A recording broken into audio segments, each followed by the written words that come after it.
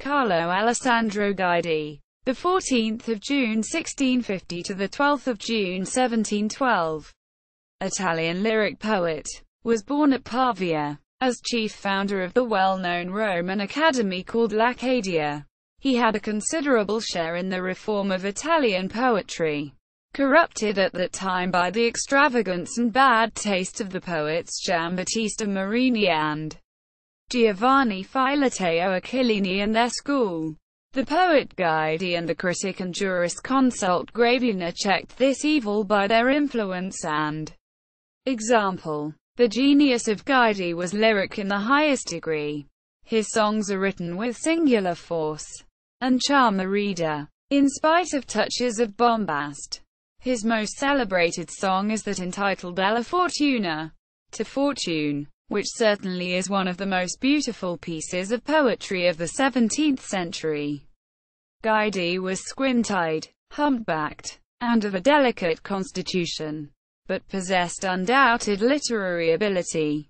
His poems were printed at Parma in 1671, and at Rome in 1704. In 1681 he published at Parma his lyric tragedy Amalasunta in Italy, and two pastoral dramas Daphne and Endymion. The last had the honor of being mentioned as a model by the critic Gravina in his treatise on poetry.